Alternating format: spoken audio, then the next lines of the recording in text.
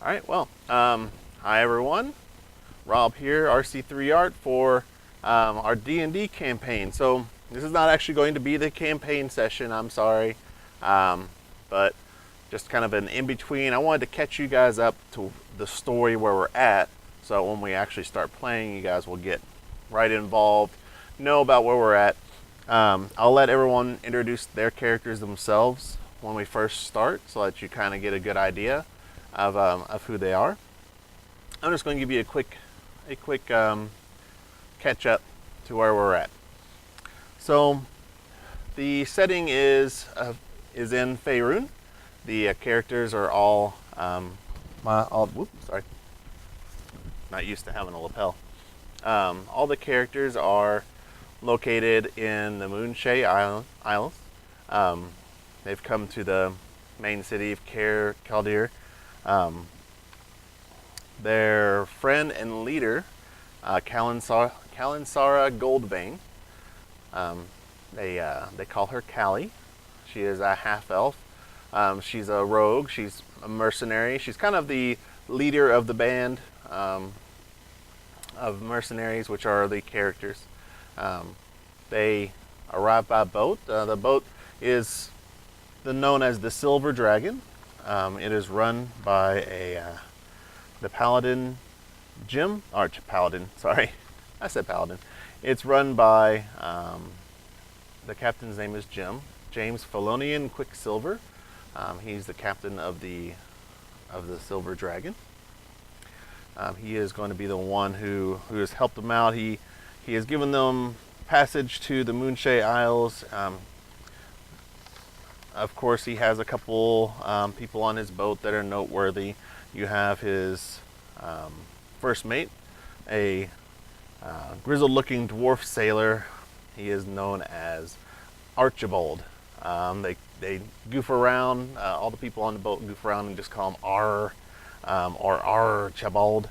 So you have the first mate, Archibald, who's helping them out as well. And then you have the other odd little goofy goblin quartermaster known as Jiff, or his nickname is Jiffy. So Captain James Salonian Quicksilver is a young guy, and he helped them out in the beginning. He's sailed them over for free passage. He is good friends with Callie.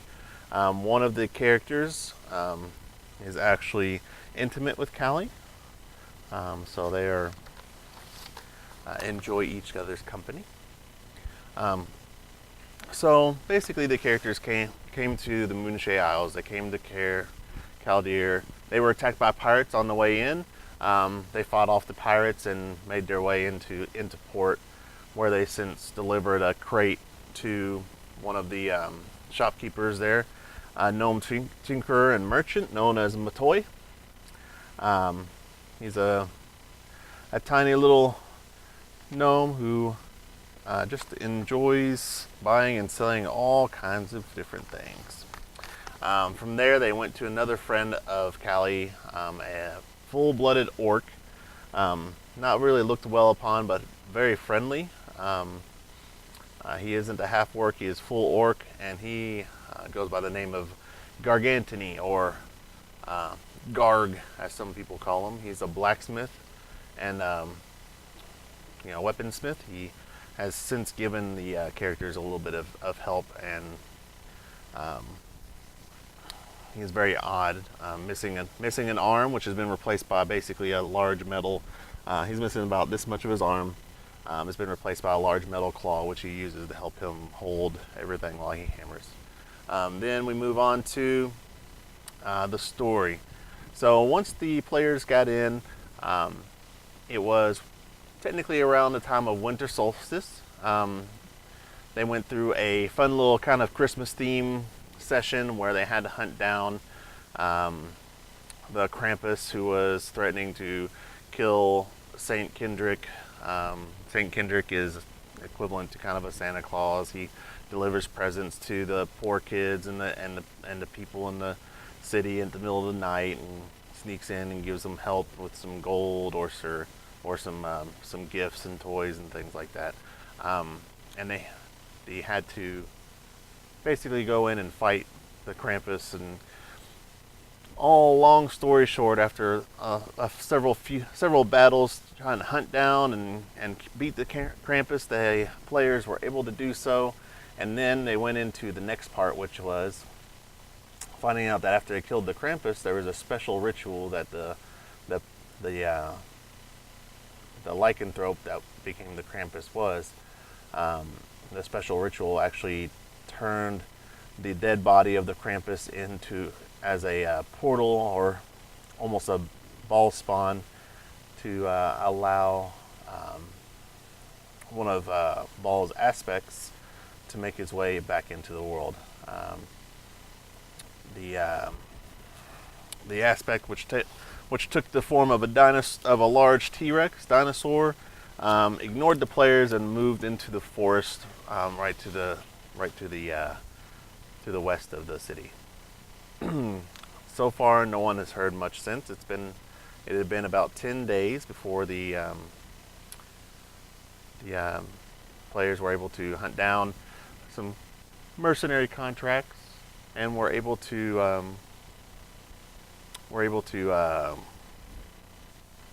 go and go fight some gnolls, help out the city the best they can. They met the fourth player who was then introduced. He has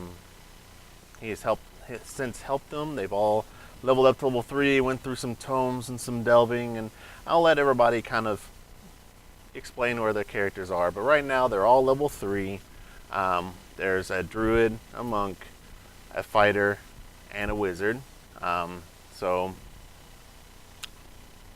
pretty well rounded out group of players. They're doing pretty good. They have fought a very young green dragon wormling. Was one of the last things that they fought right before the end of the previous session.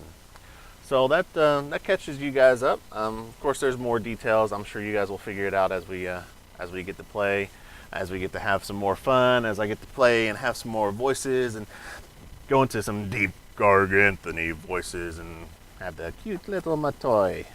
So you'll get to hear some voices. I like to have some fun things, and I get to play Callie and Sarah Goldbane. So this will be interesting for me to